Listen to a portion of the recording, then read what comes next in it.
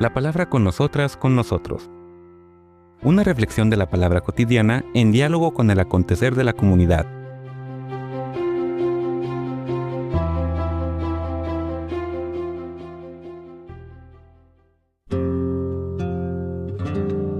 Hola, buenos días. Bienvenidas, bienvenidos a la palabra con nosotras, con nosotros.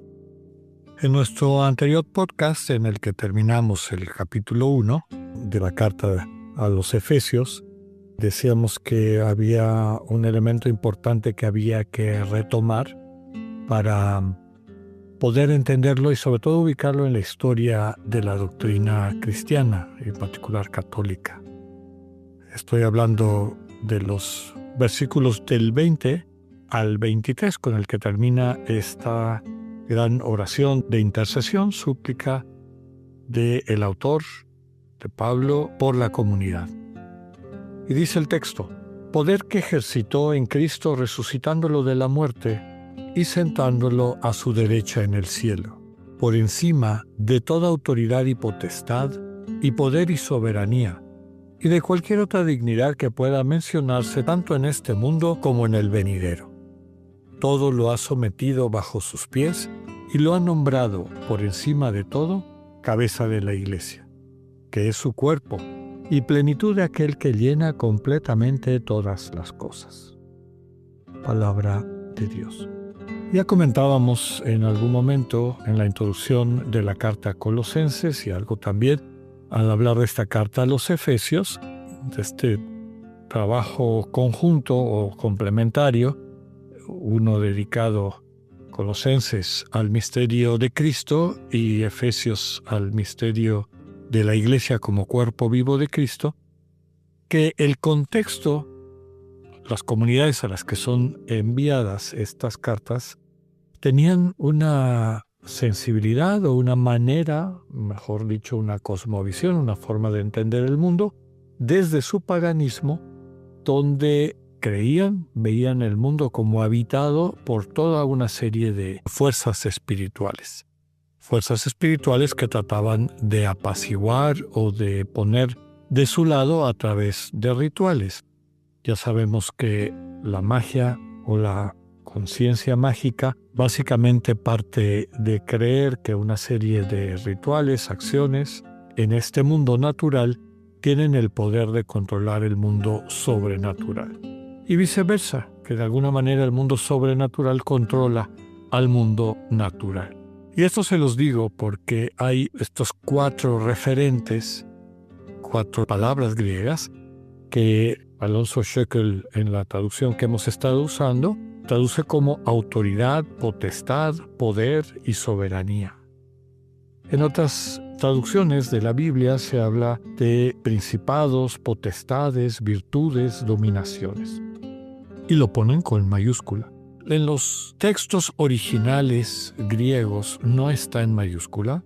Son los términos arges, exousias, dinameos y kiriotetos. Arges, que significa gobierno. Ya hemos hablado en otras ocasiones de este término que traduce el poder que alguien ejerce sobre otras personas, un gobierno, una jerarquía, por ejemplo, tiene esta misma raíz. El otro término griego, exousias, significa autoridad, significa capacidad de imponer un poder personal sobre otro. El término dinameos normalmente significa poder, tiene su origen en dinamis, en fuerza. Y finalmente kiriotetos, que se traduce como dominio, dominación, soberanía. ¿Por qué traigo a cuento estos elementos? Porque toda una angelología se desarrolló de este pequeño párrafo. El autor de la carta, inclusive si consideráramos que Pablo fuera el autor original, no elabora esto más allá, no dice quiénes son, ni de qué manera están, digamos, jerarquizados, quién está por encima de otro. En el fondo, y esto es lo fundamental del final de esta oración, petición, esta intercesión que el autor hace por las comunidades, lo que quiere subrayar es que todo lo que existe natural y sobrenatural, la realidad creada, todo lo que nos rodea y que percibimos y lo que no podemos percibir, está bajo la soberanía, el gobierno, la capacidad redentiva y de transformación en Cristo. Por eso termina diciendo, todo lo ha sometido bajo sus pies y lo ha nombrado por encima de todo cabeza de la Iglesia, que es su cuerpo y plenitud de aquel que llena completamente todas las cosas. Es evidente que no tenía el autor de esta carta ningún interés de desarrollar una angelología. A lo largo de la historia han habido momentos en que esto parece ser particularmente importante para algunas personas, pero no tiene un sustento realmente bíblico.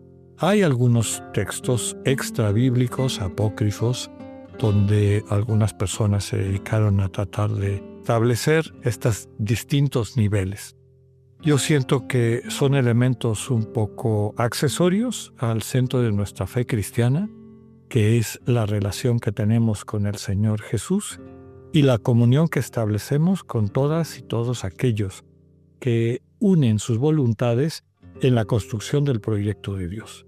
Sean presencias, podemos decir, naturales o sobrenaturales, más allá que algunos de estos otros elementos que ya les comentaba, sobre todo con respecto a estos términos que yo creo que originalmente implicaba simple y sencillamente situaciones de poder, tanto natural como sobrenatural, quien tiene autoridad, quien tiene potestad, quien tiene poder, quien tiene soberanía, y no necesariamente referencia a alguna especie o tipo o característica angélica.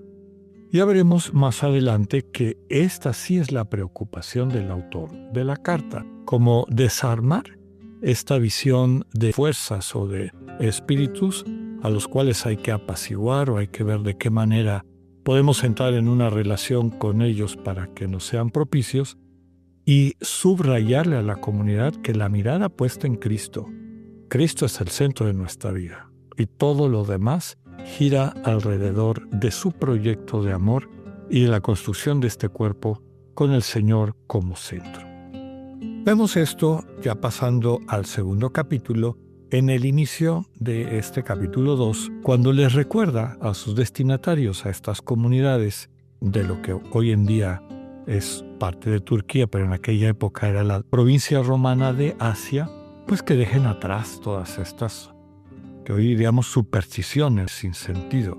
Nos dice en los primeros 7 versículos: también ustedes estaban muertos por sus pecados y transgresiones. Seguían la conducta de este mundo y los dictados del jefe que manda en el aire, el espíritu que actúa en los rebeldes. Lo mismo que ellos, también nosotros seguíamos los impulsos de los bajos deseos, obedecíamos los caprichos y pensamientos de nuestras malas inclinaciones, y naturalmente estábamos destinados al castigo como los demás.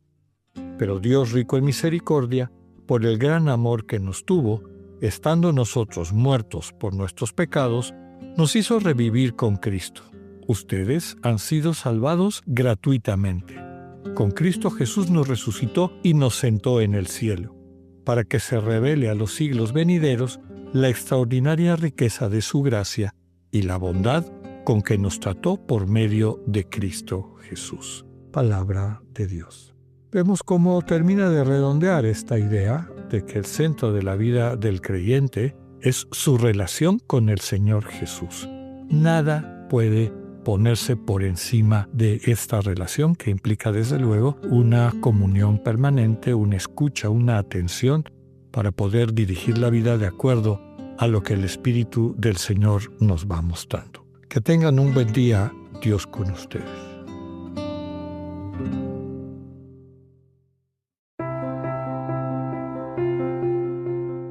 Acabamos de escuchar el mensaje del Padre Alexander Satirka. Escúchalo de lunes a viernes a las 8:45 de la mañana por Spotify o por radioiberoleón.com. Esta es una producción del ITESO, Universidad Jesuita de Guadalajara y Radio ITESO 95.1.